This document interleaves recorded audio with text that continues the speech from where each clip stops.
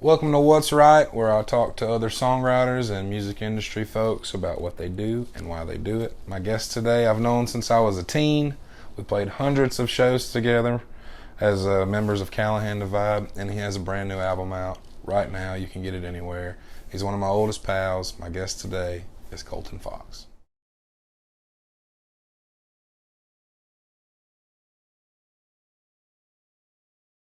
So you film too? Yeah. Got a little. You're all like, Yeah. what are we doing? Exactly. Yeah. I was like, yeah. Can you sit here? I was like trying to make it not formal at all, but at the same time, I was like, don't sit over there. Like that's stupid. Don't sit on that one. I love you, bro. Thanks for doing this. Yeah, for sure. Okay. What is your writing like right now? Is it Sorry, any, I feel like, is it any I feel like different? this is like two ferns right now. Like you're gonna feel like, Oh yeah, another. 1 second. Yeah. And you're just staring at me the whole Yeah. time. Anyway, we're here with the Colton Is Fox. that your theme song? Yeah. I don't have a theme Yeah, song it costs yet. you 20 grand a month to fucking have this. I don't have happen. a theme song yet. You need one. I know. I think I want you to just like make one in MIDI with like random cool sounds. Yeah. Kind of like the traffic. Yeah, Jam. the traffic jam. Dude, you can take that one if you want.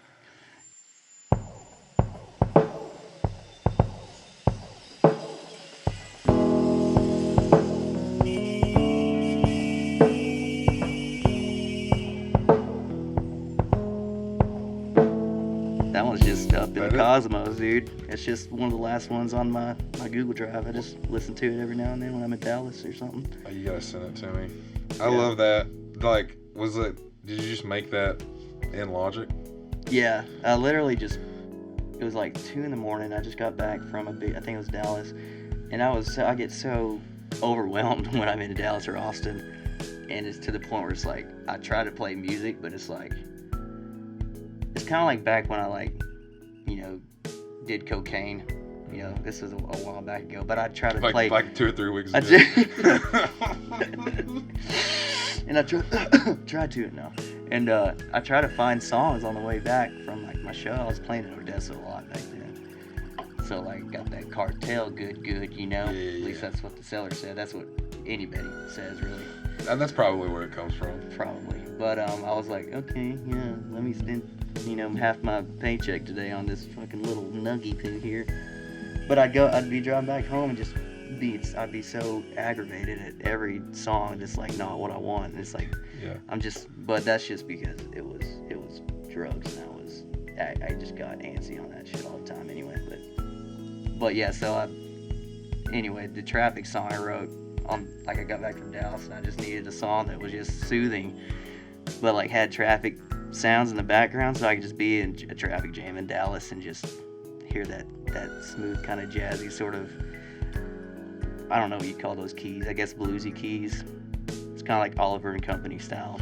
Like Yeah, notes. I definitely got like a New York vibe on it all. Maybe I had like almost like a Hey Arnold vibe. Yeah, happening. like the theme song. Yeah, Yeah, for but sure. but like not cheesy. You hear like the alley, the trash can alley, or the can of the trash can, and the Yeah. alley's like falling over, and then like a police siren's driving by. Yeah, And that's like the police sirens in the. I got a little change in my pocket. that's good.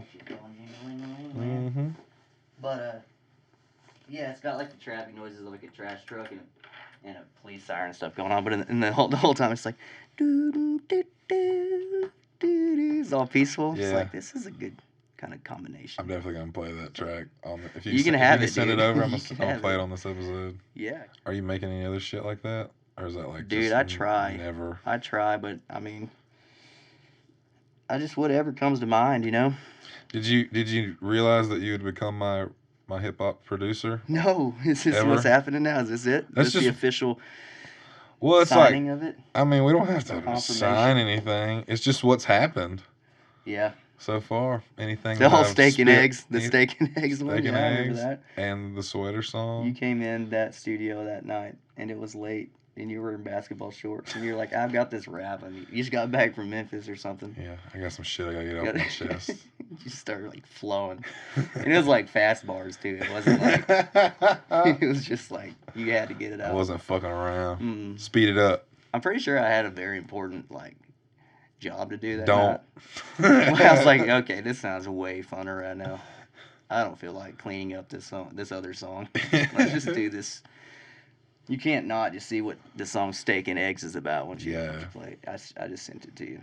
We're gonna play Steak and Eggs. But yeah, I've got that Traffic song and just a lot of little minute clips that I just come into the studio here in Clyde, the Wonderland Records, and my brother and Holt own it, but you know I know how to work all of it for the most part, so I just come in there and it might just be me in there and I'll just play whatever's in my head. Sometimes it's like a heavy rock song. Sometimes it's like a song like Traffic that's just chill, lo-fi, and then sometimes it's like there's like a John Butler type open tuning, like C sharp open, that's just hammer-ons on open strings, and you know, just I was feeling that one week because I was exploring around just drop tunings other than drop D, and I was like, let's try like drop C sharp but open to where you can just strum it without putting your fingers on any of the frets, and that's probably actually my favorite key is just open C sharp because you can just do so much like major key stuff with it, but it's so low where it sounds like heavy, but it's like major, so it's not like too boggy and too negative of a message. It's just like really happy but low. What's the tuning of it? So it'd be like, let's see, what's like whatever. Hold on, let me find out.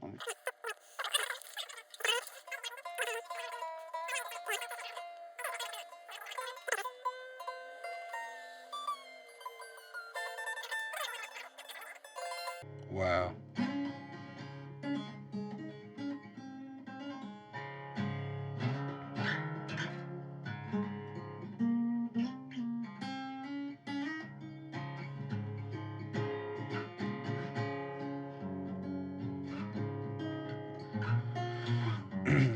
I've just been messing with open tunings for like the first time really, and I've only really been diving in on like open E. I'm gonna play that like that That's later. one. Yeah, you should definitely try it. This is that. I thought I had a pick on me, but this wouldn't sound as bad with fingers. But like, I came up with a riff like in this open tuning.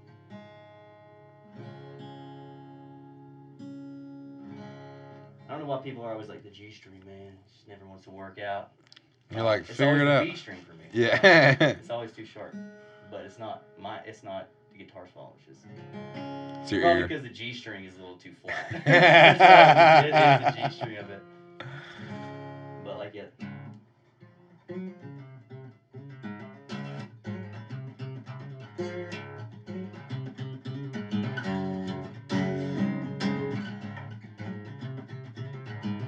You know, like yeah, it's super dope. You can hammer on.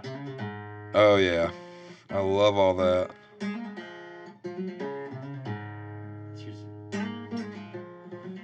Anyway, just play this for an hour. Yeah. Okay, let me take the Takamine from you. That's here. awesome. Yeah, that's great. But yeah, I love it. I'm just gonna leave it in that tuning. Yeah, please do. But yeah, that's a really cool guitar too. I don't think I've ever seen a guitar like that. If you're listening, it looks like a pear, like the sound hole. Looks like a pear. It looks like someone did this on a drunken night. Right. Like yeah, it's kind of the sound hole. The sound hole looks like the same shape of the whole guitar. The guitar, yeah, it's right? like a picture of a picture. Yeah, that's funny, man. That's Pepper's Takamine. It plays and sounds so good. It does. It sounds that good plugged I love in the too. Stuffiness too. That's one thing I'm gonna miss here for the next year because I bought a carbon fiber guitar. That's right. Yeah, and it will never do that probably. Yeah, because it's just really rugged and it's built for it not to dink or scratch. Built like a Ford F-150's tailgate. Yeah. Speaking of that, here's our sponsor, Ford F-150. We'll be right back after I cut out this fucking fake Ford. And we're back. Yeah. But yeah, it's like carbon fiber on the front, and then on the back and the sides, it's like a composite material of carbon fiber. So that's kind of why it was like it was only $1,000. Like most carbon fibers, I think, are around like 1,600 or $2,000 right now. But What was because it? A Martin? No, it's called Enya. It's from China. But it's got this cool feature where you can like turn a knob to turn reverb up, and it doesn't have to be plugged in. It just comes through the sound hole. I guess there's like a little mechanism in there that makes the modulation effects. That is so cool. I thought it was cool for like campfire settings. If you're just trying to add that little spice to a solo or something. Dude. But it's cool. And you don't have to plug it in for that to work? I got it in my car, too. I'll show you here in a little bit. That's awesome, yeah. But it sounds good, too. I've just been trying to find the scooped tone of an acoustic guitar. And it's always... There's nothing wrong with wooden acoustics. I mean, they're still my favorite because of the reason that notes overlap each other in this kind of beautiful, sort of unperfect way. Yeah. And it's kind of sometimes like I wish it... Yeah, it's really colorful, but sometimes you're like, I wish it wouldn't do that for this song. So I have a Taylor acoustic, but I also got this carbon fiber because when you plug it in and like play live shows, each string is kind of scooting away from the other strings. Kind of like an electric in a way? Yeah, it's kind of got that sort of feel to where like each string is noticeable and it already has a scooped sound to it, where like the mids are a little lower, and it just sounds really crisp. Yeah, it does. The other day, dude, like when so you've totally mastered the loop pedal thing for the solo shows. You've totally mastered that. You have the perfect setup for it now. When you started your show and you had the downbeat, it was already preset. So did you do that when you got there? Yeah, so when you first got there, did you preset the first song? Because when you just started and it was just like, you were just strumming along and stuff, I was like, oh, fuck yeah, Colton's just going to be all intimate today. Yeah. Maybe build something for a solo and stuff, just kind of ease us into it. And I'm going to watch him build this song. Exactly. No. When you hit I was like, okay. Because I'd already thought like, wow, Colton's really figured out the loop game. But to start like that, I was like, okay. Now he's really figured out the loop game. Yeah. No, but I'll start with like this. I'll just sound check when it's just me by myself there.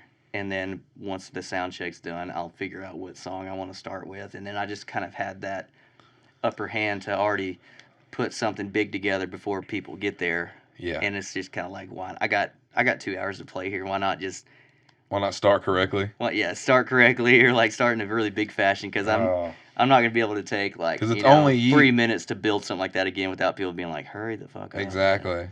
So, wow. Yeah, I like to drop it, at least once in the show, just fucking drop it hard. It took me there, man. Yeah, but I was not expecting it. It sounds so big and cool because like I have a pedal problem. I've recently developed this pedal problem, and I need to go to like therapy for it probably. This is I need my friends to sit me down in an intervention. This is your pedal. This is it. Okay. I'm not ready for it. And your pedal therapist is going, I think you finally figured it out. I'm not saying you need to stop. I'm saying I'm not saying you need to like take any away, and I'm saying do you really need that distortion pedal? I'm saying it's done now. Yeah. You don't have to add anything else. Yeah. It is perfect. It was the perfect setup. I was not, and like I played that fucking titanium uranium guitar. What's it made out of? Carbon fiber, but I wish it was titanium uranium. You're motherfucking brainy. Chuck, feel this, man. It weighs 7 tons. Dude, it was heavy. When you handed it to me, I was like, Jesus. Carbon fiber is heavy, yeah. I didn't expect it to be heavy. It's like electric guitar, but it's like a semi-hollow electric guitar weight, just enough to make you kind of want to, if you wear sit it down long enough, you want to sit down or pop a muscle relaxer or something. Well, when you're drinking at the gig, isn't a muscle relaxer? Isn't it? Isn't it? It is. It is. It is. It's definitely, man. I remember. This episode of What's Right is brought to you by Wonderland Records. Wonderland Records is a full-service recording studio and rehearsal space based in Clyde, Texas. You can ask for dates or ask for a tour. at Instagram at _Wonderland Records _ Thank you, Wonderland Records. So you remember that band Callahan Divide, right? Yes. Heard them once or twice Yes. before.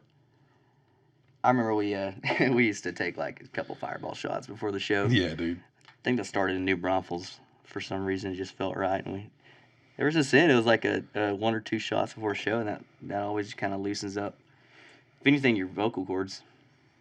But on a, I'm just trying to be professional about that whole deal. It really just makes you feel good. No, you don't have to be professional with me. I was there taking them with you. Right. End with start with fireballs, and I think we'd end with like a Vegas bomb or something. I remember Justin always was like, "Hey, bros," he's all feeling good. Yeah.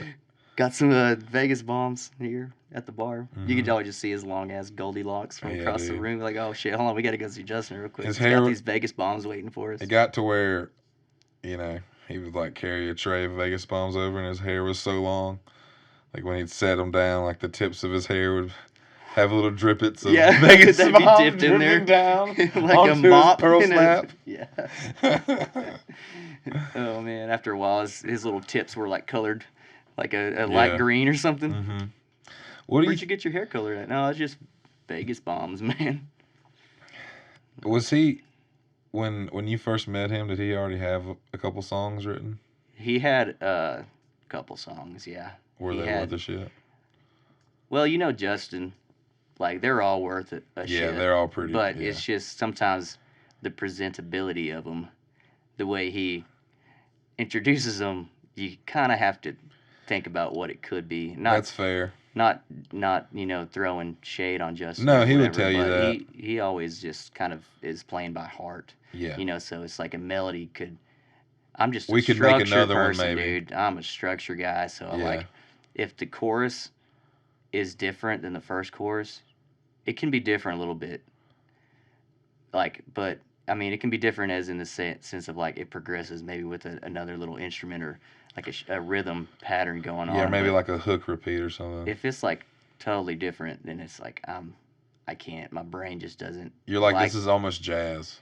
Yeah, it's lyric not jazz. Yeah, I don't know if that's just from growing up and just hearing songs like on the radio that were just so structured. Like this verse is the same length as the second verse, and the chorus is the same length as the second chorus, but the words are different. And that's. But maybe the rhyme's the same. Yeah, the rhyme's the same, and I love that. Yeah, dude. I think I just genuinely love that because I feel comfortable knowing what's about to come up, and I can. But I'm not saying I hate like Johnny Stranger or anything because I've been listening to him, and he's like kind of this guy that he does these weird patterns differently, and like he'll add extra measures on a chorus sometimes, and it's really cool. But for the most part, it's like, anyway, getting back to Justin, like he kind of is all over the place with some of his songs when he introduces them, but sure, it's just a perfect amount of like you can add your creativity brain to it. Well, to make it like, and he's always had that with you and maybe and with me a good bit, and Travis, like, yeah, I mean, to be able to like just bring enough of the song for us to be like, okay, we can just do this, and this. Yeah. And kind of finish it. Yeah, what if the solo part was after here? You could do your solo here, Justin, and then we could have instrumental right here and keep what you have already, just spread it out, sort of. I know what you're talking about. It is when we're composing one of Justin's. There is always a little more thought to it. Yeah, there's like more. We're asking each other more questions for sure.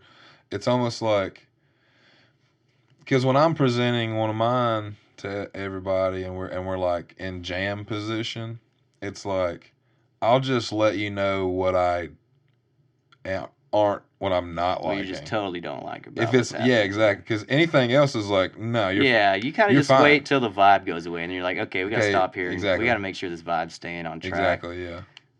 And so it's like it's more vague when it's my own or maybe even your own, but it's because it's already structured basically. Yeah, like when we're presenting. Honestly, we don't.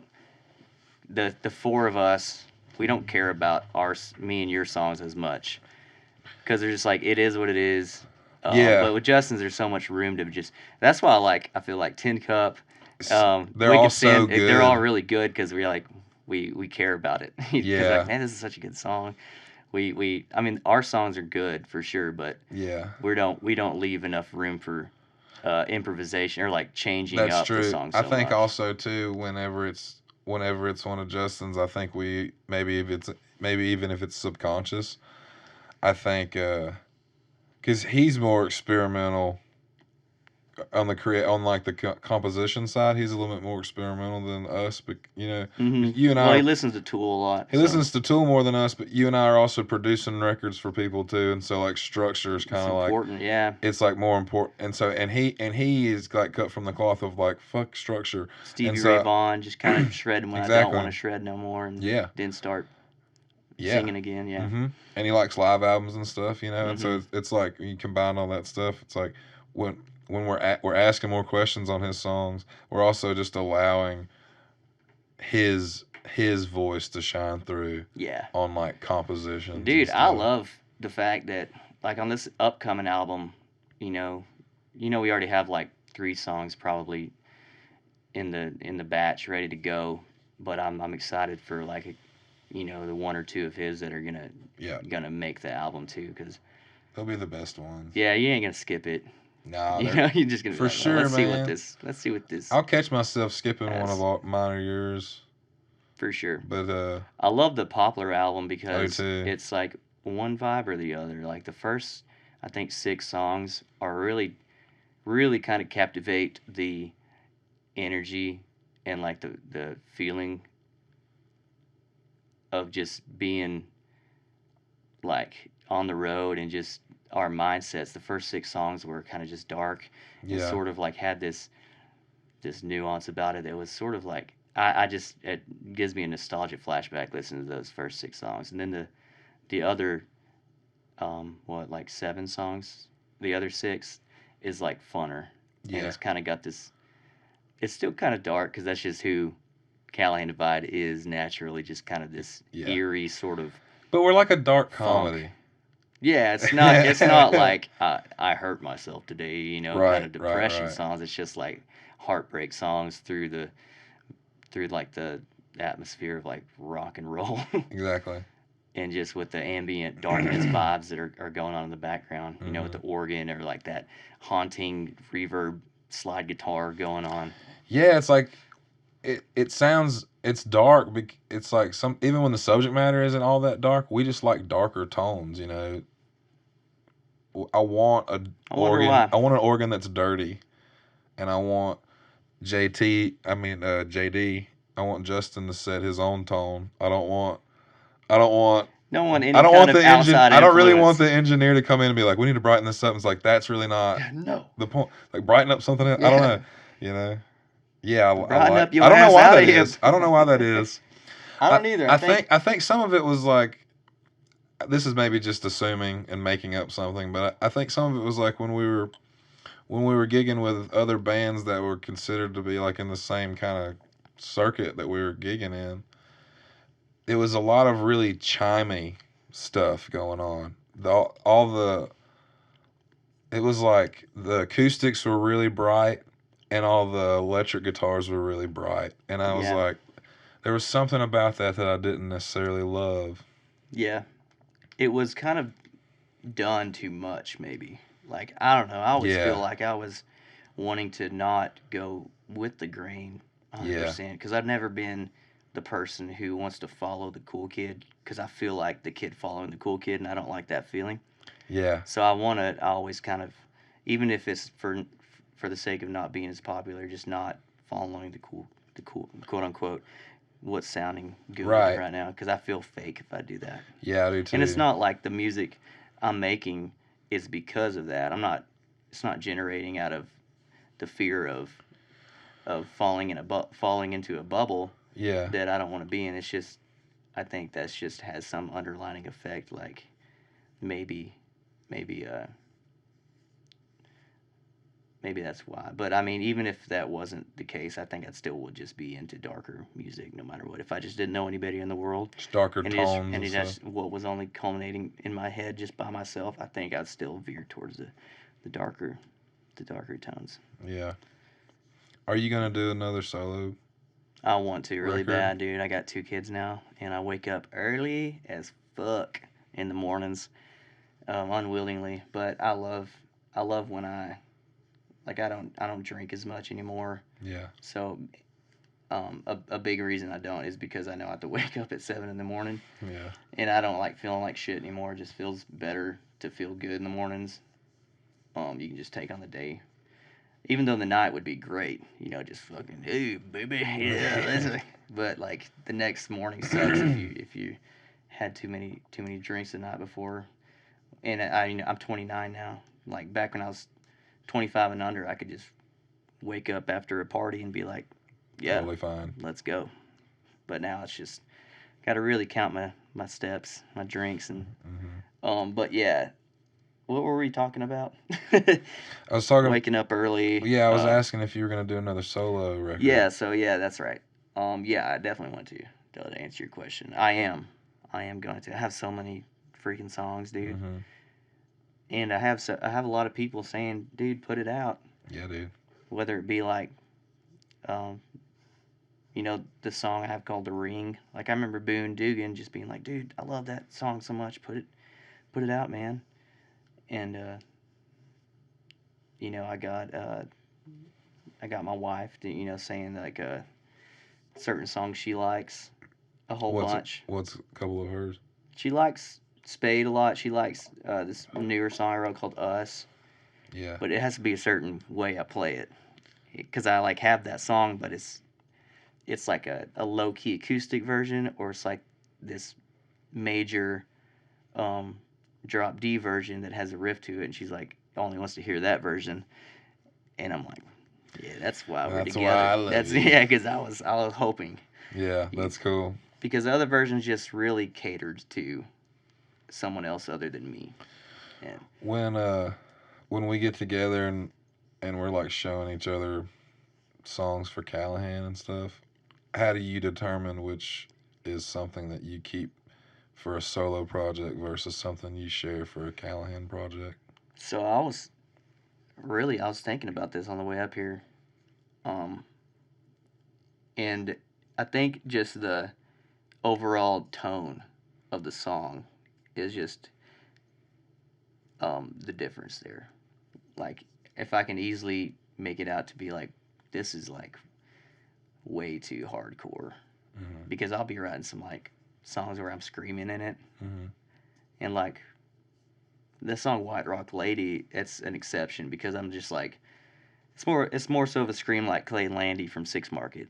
And it's also kind of cool because like that's the one time that happens in the discography. Exactly. I understand it's what not you're talking about. the theme of the. You're not a screamo band. You're not a singer like that. That was that moment. Yeah, I'm just a Texas country dude, from Baird, who just wanted to scream one time. At the end of this cocaine, it was kind of like a theatrical thing, rather than like a Yeah, it just fit. Yeah. But like, so I have these songs though that I'm like, maybe I'm influenced by maybe Chevelle, or I'm influenced by some kind of screamo band, and I'm like loving what's happening there, and I'm like subliminally just kind of writing a song to that, and I finish it, or I half-ass finish it, and I'm like, yeah, this would probably go good on, if not like just a solo album, it'd just probably be good to not ever put it out. If not, just I have a bunch of those. There are songs that I do have specifically for a solo album, like The Ring, where it's not too it's just kind of, you can just tell, I don't know, the vibe of it. Like with Callahan Divide, you always kind of get this feeling of it's like 120 BPM or it's like 90 BPM. It's kind of got this range of tempo. Yes. And we can easily help each other out with that tempo because we're so used to it. And I think it fits really well. Yeah. And just makes the progress of it go by so much quicker because it's kind of relative to this song in the past. But like, sure, yeah, it's very like the tempo song, driven. yeah. So like the song "The Ring" by, The Ring that, like what I was saying earlier, Boone Dugan likes. It kind of just has this sort of waltzy vibe, sort of like this, I don't know, kind of Disney vibe, I guess. Yeah, yeah. the chord progression sort of you can hear it sort of Disney-ish, if that makes sense. And yeah, it's like that it wouldn't go well with the dark tones. Or like Sure, not yeah. even the dark tones, just the tone in general of like a Yeah. Callahan Divide album. We wouldn't know what the fuck to do with it. sure, Just yeah. might as well keep it on acoustic, maybe a piano, slap it on SoundCloud or something. What I've learned is the songs that you and Trav and Justin like of mine. It has nothing to do with the subject matter ever. You know what I'm saying? Yeah, it's like what can what won't bore, even if it's a slow jam. Like what can be interesting enough for those two. You'll pretty much meet me there, but you're also presenting songs like in a bigger range. I'm also I'm being open-minded about what we Callahan could Divide do. needs. And I mean, like You're like I'm gonna call it Love Song, okay? Because I don't know what the title of it is. I think Love Song 2.5. 2.5? Yeah, that'd be cool. I mean, I hope that's the title. That is the title. That's the title of the Who song. knows why? But it is. It's because I titled it that. Yeah, that's right. You shouldn't fucking ask any more questions about it. Just listen to it. The title shouldn't matter, but like the subject matter should. And I think we're always kind of just singing songs that it makes more sense than it doesn't. But you kind of have to really know who Callahan Divide is to kind of capture what we're talking about. Sure. And it's always just sort of metaphors that are kind of underlining. It's not just in your face. Like, I loved her. She left me. You know, I'm going to the bar. It's not like that. Yeah, it's like none of that. She peeked around the corner. You know, I looked up from the sky. Now I'm laying tile down where my eyes aren't eyes. It's like, it makes sense, but it does. That didn't make sense at all. You know, that it's was like way too in the much. conversation when we're pitching songs and stuff, and we'll ask about songs and stuff. It makes complete sense to ourselves because we're asking the right type. Like, what do you mean by this? And it's like we can break down the metaphor of maybe like the specific thing that we're talking about. It's like and that specific.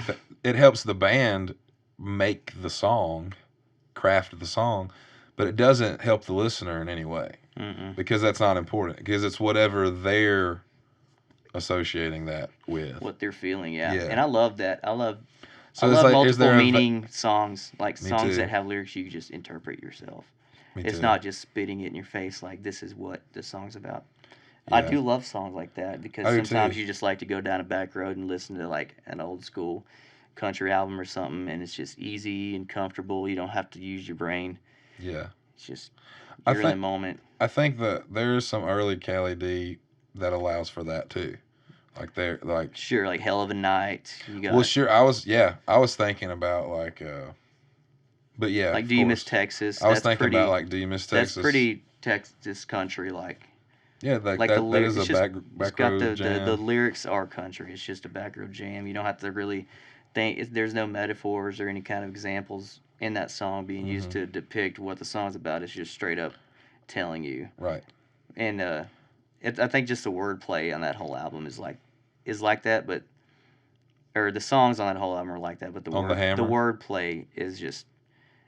I would definitely not compare it to like Turnpike Troubadours, but you know how they are saying a pretty blatant message, but he's just using these cool like examples and stuff. And right, but he's kind of saying wording exactly it really well. It's worded cool, but he's just saying exactly what's happening. Yeah, he's just using specifics, and I love that.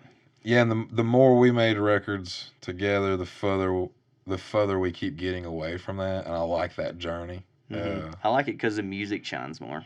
And I'm a music person. For sure. Well, it also allows for when I'm doing something, when I'm making records unrelated to Callahan, and so are you, that's where those other songs that are maybe a little more on the nose, a little more closer to like just what's happening. Yeah, on the nose, for sure. Yeah. That's where that comes in, yeah. Yeah, it's where you can use them. Right. And you can be creative in a more intimate way with some of your art. And because I'm a big music guy too, obviously, but bringing a jam to the band to Callahan, and then just like making it from nothing Yeah, alone. It's like pretty much. Yeah, those just dudes. starting out from the chord progression and the foundation, and just kind of letting Justin and Trav do his drums, let Justin do the electric, and then you kind of maybe get a different energy from it. Yeah. Sing it different.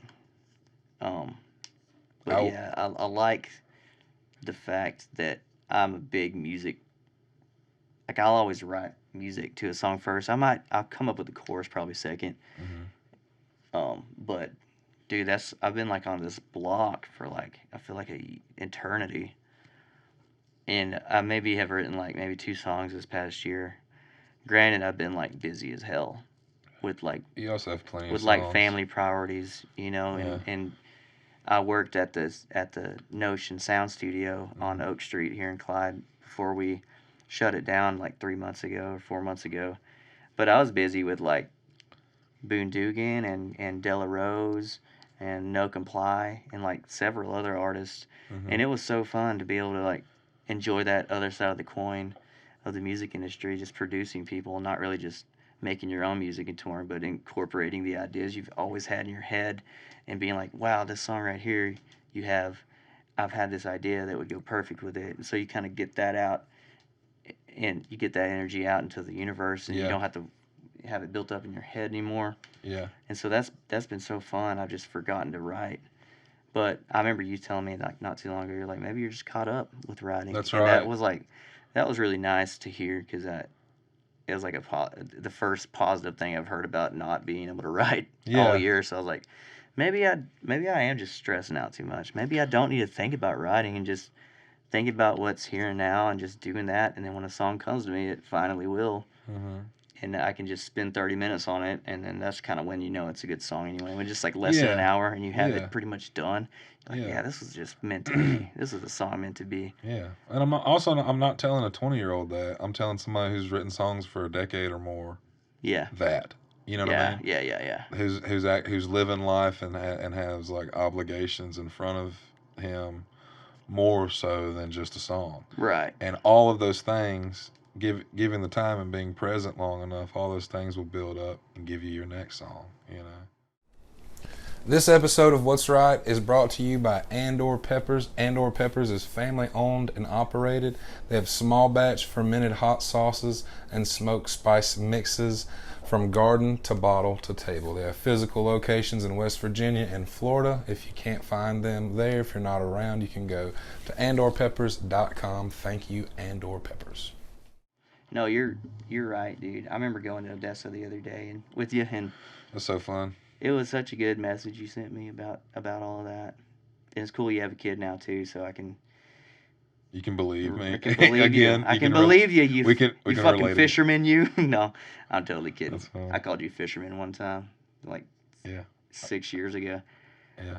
But just because you're a good storyteller. I am. I do tell stories like a fisherman, but I am also a fisherman. I don't know if you knew that. Fucking hook, line, and sinker, baby. Yeah. What's your biggest catch you've ever caught? It's probably like a red trout, and it was off the coast of Florida. That's dope. Them Key West days. Mm-hmm. I say it like it's in the past. You go there about once a year, right? Yeah, I go. I either get when I'm not invited by the festival, I get invited by like some random fan that's mad that I'm not on the bill. Yeah. And they're like, come play on our we dock. got a pool at our place. Why don't you? And I'm like, all right, fucking send me a ticket. I'm there. Yeah. Let's take the bus, boys. That's an interesting existence. Like being there. Being there and like having work obligations is like easier to be there almost, because just being there, you start thinking like, if you're there long enough, you start thinking like, wow, but this is just people's life. I could be here. I could be here. Like, I haven't worn shoes all week. Like, and I hate wearing shoes. I fucking fuck shoes. Why don't I live here? Well, it's like I haven't worn pants all week. Yeah. And every pair of shorts I've worn have been like trunk material. Yeah. And like I could come, like I Jimmy could come. Buffett up in this. Well, it's bitch. like I could come down, and I know from playing the festival and multiple other festivals down there. I know all those bar owners and stuff. Yeah, you're hey Jim, and so, what's like, up? Exactly. And so when I'm walking around, like the people that own those clubs, if they're there, like they're really nice to me and stuff. And it's like it just makes me, if I'm there for more than just a couple of days, I start thinking like I could just move here, Isn't that nice? Yeah, take everybody's job, It's like that. That's also a weak dream. Compared. Well, that's like the thing about America, dude. Yeah. Is you can live in Texas here, Yeah. you know, and enjoy, like, you know, the just the consistently, like, warm temperatures. You know, you don't have to worry about. Yeah. If you live in Central Texas, you don't got to worry about, you know, much storm conditions or anything really. But that's kind of takes away from the like the adventure of it though. Yeah. Like if you were to live in, it's like Florida, you got hurricanes maybe to worry about every now and then. Sure. You got this whole different culture. Yeah. And it's kind of more like dense and humid, but like sunshiny and happy at the same time. And then you got like Oregon over here, and it's like rainy and depressing, which I would love to. Me too. Have a cabin out there. I would love to live on that coastline. I probably that's not love to ever live populated. there more than Florida. Yeah, it's like those.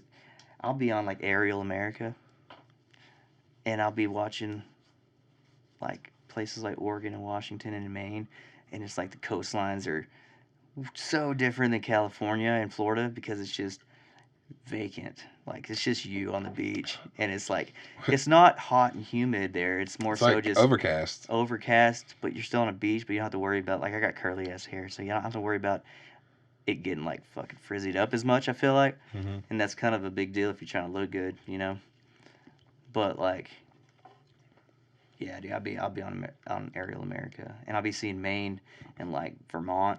Yeah. Like some of like the forefather states, like where we first were created, like Philadelphia and stuff. And it's just so majestic and green, and like when it's fall, it's just a pastel of oranges and reds, and it's not mesquite trees. It's just do you want to live somewhere like that? Yeah, dude. I want to go up there far enough away from like New York, because I'm still just a country boy. I don't want to deal with traffic or taxi drivers yelling at me, you know, to get the fuck in, you know.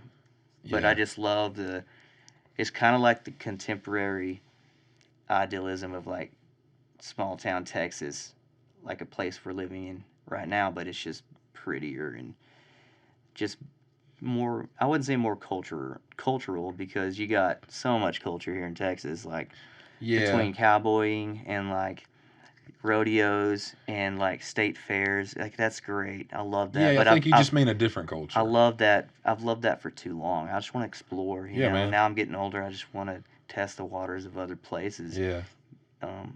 Before me and Cassie were talking about, my wife Cassie, this is like a year and a half ago, and we were like, we literally went on like house hunting apps in Scotland, because man, that place is so hilly and just green, and you got goats on like right in your backyard, and it's kind of just natural.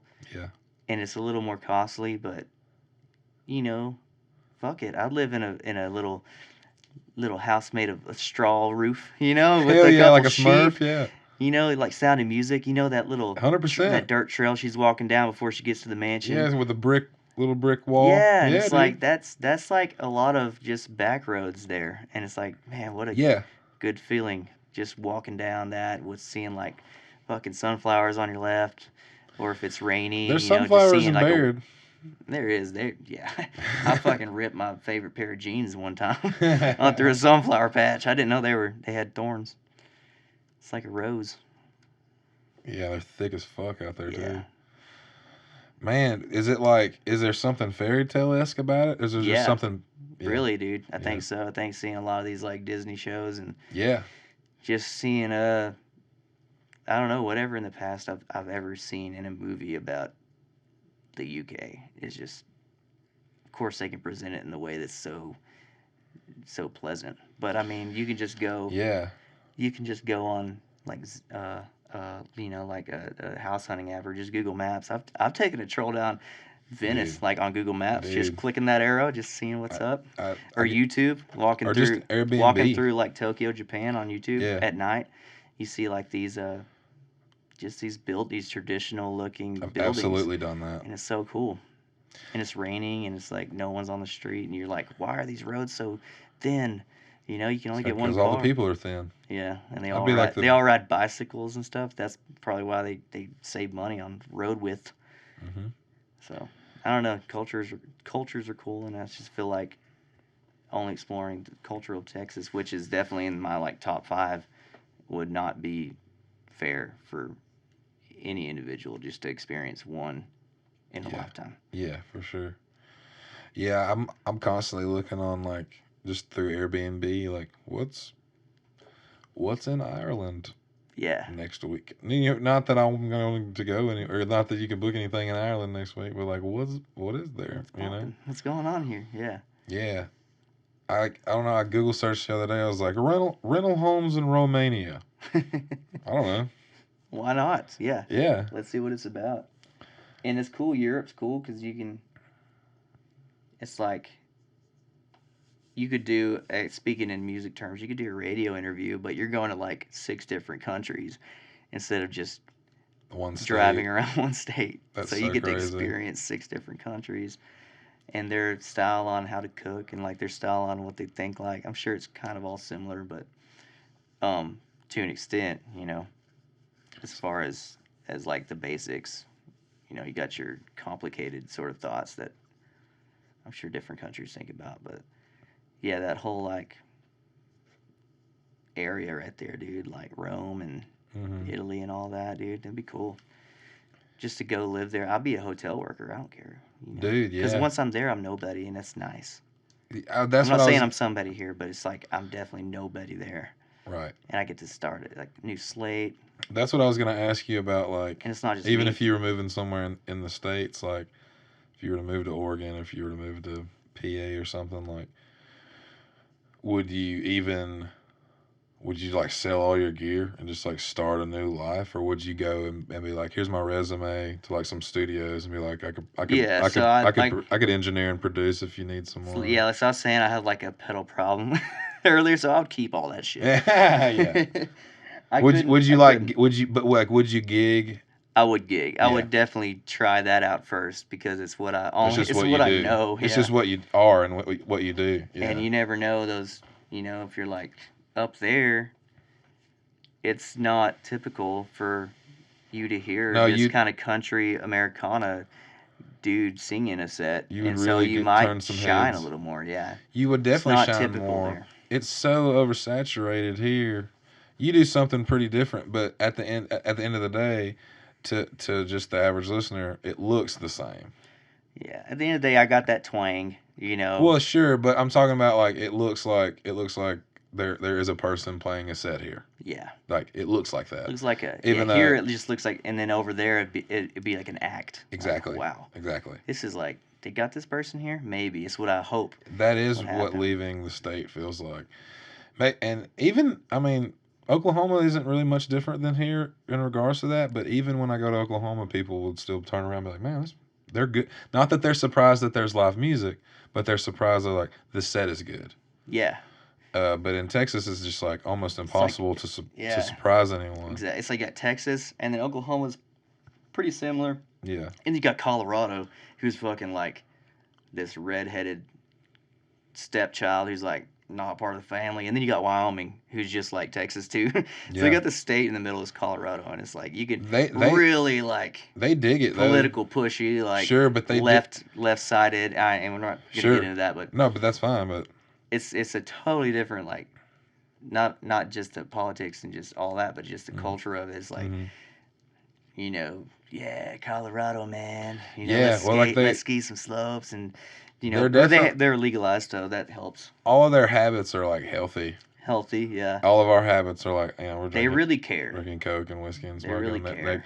If we lived in Colorado, like before, I ate fried chicken. I'm drinking this Coke before we did this podcast. But if we were doing it in Colorado, we would have like hiked for like 3 miles. Sure. Up a mountain. Yeah. And then would have been like old Seth Rogen on the interview, like having to meet up there on top of that mountain. Yeah. Like a field recorder. It just sounds like. Yeah. Bring me some water. Drop some water from the helicopter. I'm a damn fool. I forgot the water. Yeah. But I guess progressive is a good sure. idea to use Colorado. Well, it's like that. And then it's we like would that. go to Wyoming, like Laramie. Remember we played there not too long. Mm-hmm. I guess it was pretty long ago, 6 years or 5 years ago, and it was like a rodeo town, Laramie, and we played in a bar, a big bar full of wood. There wasn't anything anything metal in there, or like any other material, just wood. Wood on wood on wood. Yeah. Wood Even grain, baby. Yep. Even like the beer bottles, and I was impressed. Yeah. How wooden they were. When you're that close to where Coors is made, That's true. That was the best Coors Light I've ever had in my life. I'm pretty sure they just walked out back, put a bottle underneath the hillside there, and just let the spring water fucking fill up that bottle. Me and Travis were out there like, yeah. Yeah, you don't know what I was talking about because you're asleep. But yeah, it's like a rodeo town that was. So that made me think Wyoming is pretty similar to like what you'd see in Stanford or what you'd see in like a rodeo town. Yeah. Such as like maybe like,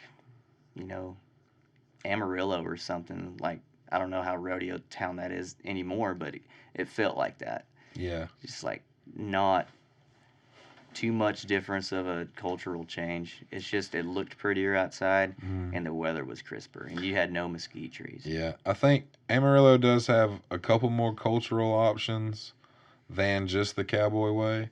That's just the one that's presented to us, and I think that's the one with us going and only being able to like gig there one night out of the quarter. Yeah, of the we year. just see it's what. Like that's what was given to Remember us. that one time at Hoots in Amarillo? Woo, that was a night, dude. Shit. We had this band called Dick's Hat. They were Dick's Hat at the time. Yeah, so Casey plays for me now. I love Casey, dude. He was in Dick's Hat. What a dog he has too. I love red heelers, man. So their front man proposed to his girlfriend that night. Okay, that was like the first thing. No, that was the last. That was the thing. last thing. And before that, someone we had rode a horse come in there. Someone rode a horse into the bar like, sure, casually. Come on in. The door's tall enough. It's like, let's get $5 for you, $10 for the horse. Come on in. And he was on the horse, like riding it when they like had to duck down riding it to get in through the door. Yeah. And that was the horse was the coolest person in there. It's not even a person, but he was like the coolest thing to happen. Oh, a fucking horse in a bar? Someone drunk was just like, yeah, let's get this horse some fucking shots. Yeah, dude. That's how amped it was in there. The horse was like pool sharking everybody. Yeah, the horse was just like apple crown only. Yeah. And we play a set, and it was like really fun and super awesome. And then Randolph. And then, they came in on a bus from a plane. They were just hanging out there. Robert fucking Randolph. Mm-hmm. What a Civic crazy Center that night. steel guitar player, right? Mm-hmm. Using that wall pedal and stuff. But obviously they had all their gear packed up, just chilling. They used our gear. They just walked a couple in. funky dudes just getting stanky up on stage. They almost blew my fucking 12-inch speaker from my Fender amp out, dude. They get on stage. I remember the sound guy was there. Was like, want me to crank this up to 12. I was like, okay, you're cooler than me. Just do what you want. I'll buy another one if I need to. Everyone in his band that got on stage that grabbed an instrument cranked every amp up that loud, and they played a 35-minute version of "Thank you for letting me be myself." That's all they played. They just played the hook for 30 minutes. Yeah, so they were wearing and sunglasses. They beat the fuck out of every instrument on stage, and it was so good. Your bass looked like it got molested. It was never the same after that, but it peaked then. Yeah. It fucking and peaked. the talking about peak, dude, we had to get back up there and play a few more songs. Did we? That. I thought we did. I thought we were done, and then those guys were like, "How are we supposed to follow that?" Okay, I think you're right. And if that's not true, I'm just gonna assume that's true. But I'm pretty sure that's true. We didn't go up because how could we? I was basically like, "It's y'all's turn now." Yeah, let's load up our gear. Let's take down our fucking blasted speakers. I'm gonna blow the fire off of my amp. Yeah, and then old Adam from Dick's Hat, he proposed to his to the girl at the time. And then they moved up to like Oregon. North, yeah. And then I still have his fiddle bow from when we opened for him at Lubbock at the Blue Light. Yeah. It was one of those I was just like, that was a prime time of like the whole kind of cocaine era for me. For like sure, just drinking booze and just being confident enough at the end of the show. And I know me and Adam we're all friends and stuff, but I was just confident enough to be like, "Give me your fucking bow, man." Yeah. And he was like drunk enough and coked enough to be like, "Yeah, here, it's yours, man." Take it. Yeah, and so I still have it. Like have it. Like yeah, but it's like that wouldn't happen in a typical like normal sense. Exactly. It's just be like maybe he just wants to give it to me, and I'll accept it. But I ain't gonna reach out to him about it, you know. Yeah. But yeah, those were good times, man. Like, Yeah, dude. just the hangs in general, like nothing else other Yeah. than just the hangs and just being the people in the van after a show in the parking lot that everybody wanted to come hang out with. Did you enjoy being that dude? I enjoyed being. I wasn't anybody really. I was just the guy in the back of the van, Sure, kind of just watching. That's fair, but to everyone that was like coming around that wasn't in the band, if anyone was coming around in that environment, like you to them, like you were like wasn't it? Yeah, the host of the party. You were the host like to them, even if you were quiet and me and Travis were the ones talking. Well, y'all were the host, you know. Sure. But just, I guess, the idea of hanging out with Callahan Divide was really cool. And that's like a really cool dopamine hit, I guess. Sure. That's natural, and it feels good. Yeah. But, yeah, I don't know. It was fun being like the underdog outcast. Mm-hmm.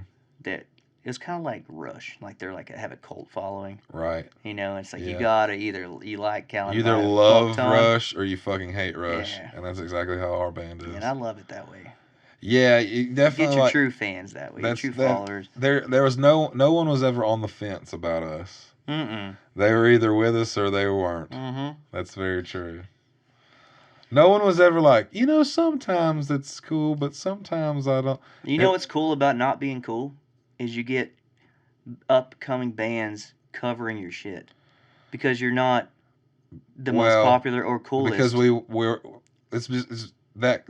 weren't cool to the industry. Right, to the industry. We were cool to other musicians, and other musicians really saw what we were doing, especially the younger ones. They were listening to those albums and being like, this is different and cool. Yeah. And that's why they're just, not huge right now, because they looked up to us. Exactly. You shouldn't have done that. But at the same time, it's But also maybe peaceful. Fuck the industry. It's peaceful that way, You know what I'm saying? Like, fuck the industry. Like, there obviously wasn't a place in their algorithm for us, and if you're inspired by that doesn't make, you know what I'm saying? Yeah, dude, I know. It's your job to make your place in the industry now. That's why I'm doing a podcast. That's why we do our own booking. It's like we're just kind of not wanting to, like, what's the word? Like, we don't want to abide. Yeah. We don't want to bow, I guess. Yes. We don't want to do anything but what we feel is right, and that's really a special kind of unique trait. That I guess other, excuse me, other like bands or other people in bands that notice that. Yeah. And you can tell that they're just not, like I could just name a few, and their covers are just fucking exceptional, and they're just so good. That's covered our stuff. They took the time, that cover stuff. Like you got Rob Brooks doing White Rock Lady, and Holly Beth doing Lose You Again. Della Rose does White Rock Lady, yeah. And I saw a video of that the other day, and they do a great job. I look at a video and listen, or if it's just a song out, and I listen to it, like the cover they did, and I'm like, this sounds so fucking rad, and it's like it's cool that I guess our cover of like White Rock specifically, it's pretty raw to where you can do stuff with it because like it's our version of it. Our version's so doable to do other things because it's so raw and kind of garagey. So like you have this opportunity to make it sound fucking robust. Yeah, it's also like at the end of the day, it's also just like a blues rock jam in E. Yeah, so it's like what band doesn't want to do a jam like that, And what band doesn't want to do a jam that's kind of popular around the area, but not on the big waves. You don't want to cover a big wave song. No. So I think it's a cool position to be in. Like, yeah. As like the Callahan Divide, just having a pretty decent popularity scale, but not like on top to where you can't cover those kind of songs because it's too trendy, I guess, or whatever. Yeah. But yeah, like Holly Beth's song or the Lose You Again sounds awesome. And then really just the fact of knowing that you have like this group of people just collaborating on something that you wrote. Yeah. It's just like makes you feel good. Yeah. Well, it's like I remember Cold Front being played in Stephenville. Who was that? It was a I don't guy from remember. Stevensville. I remember you sending a video being sent to us, Mm-hmm. and I was like, "Yeah, that's my boy Garrett's song right there, Mm-hmm. buddy." Mm-hmm. And like, pretty cool version of it, you know. It's Yeah, I like, don't remember who did that, but yeah, I don't either, but you know, you it's got. always really cool Mm-hmm. when that happens. And it's like, especially when they record a version of it, like, Taking money out of their pockets you and time know, out of their day to just do a song that's not theirs. yeah, It's you just a know, cool, that's cool. and they're kind of making it theirs in a way, Yeah, and that's absolutely. my like. I'm all about that, dude.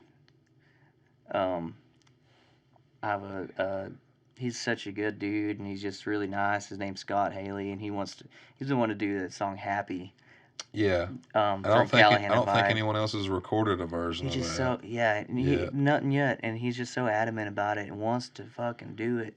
He just wants it to sound right, and I think he's gonna do it here pretty soon. And I'm just like, so he was like, I hope this doesn't offend you, man, but can I like redo this song with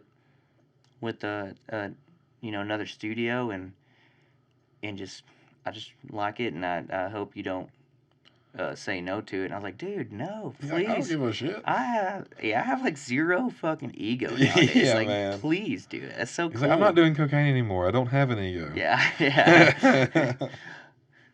Exactly. So it's so cool, man, to have that feeling of just writing substantial enough songs for just anybody to pick it up and listen. This episode of What's Right is brought to you by Fio Music Group. Fio Music Group is a record label based in Texas that's signed to myself, as well as Dane Pack, Peter Sinclair, and others. They're the reason the lights are on most of the time for all of those households. They've partnered with Yellow Dog Studios so that we're able to have nice things like vinyl records with production value. You can learn more about Fio Music Group by going to the website fiomusicgroup.com. Yeah. Is there like a common denominator on like the songs of yours that have been like that are like hits or like with like millions of streams or multiple hundreds of thousands of streams? Is there like a common denominator on any of those, or is What do you that mean common denominator? like is there something that's the same about all of them, Oh, or is that just like whatever happens to hit just happens to hit? I think that's the way. Yeah, what happens to hit, because I don't know. Like, I don't know, the album that Do You Miss Texas was on, that song right there has like 1 million spins on Spotify, and it's cool to see. It's not my favorite song on the album, Right. and you always kind of like the B songs more, I guess. And it kind of going into the studio knowing that was sort of a mainstream Kind of like a chord hit. It was progression. kind of like a hit. Yeah, It it was had the relatability factor of just missing somebody, and the chord progression was easy to get behind. Yeah. But I felt that way about us doing Aliens and Ice Cream. yeah, I feel like it was like, even though there was some metaphors and some cool imagery in it, and it's fun to play, I still felt like it was like, this is an obvious radio thing. let's do it right here. Yeah. Get that Coca-Cola. No, it's empty. Ooh, you're fucked, man. Let's do it. Let's do a little shot for the boys. Let's do it. This one's for the boys who live Had a around. bloody shark.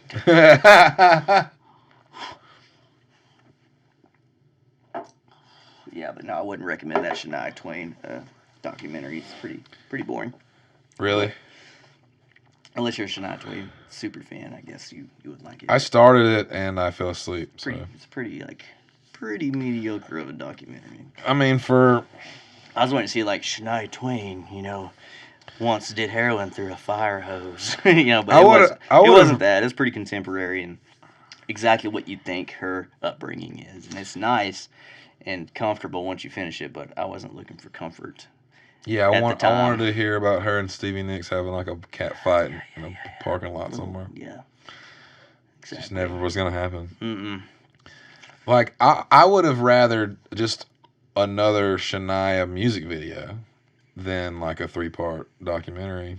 Mm-hmm. Mm-hmm. Well, also like she's not saying anything that she hasn't already said. Like it may be on a different platform, but like there's a CMT backstory with her.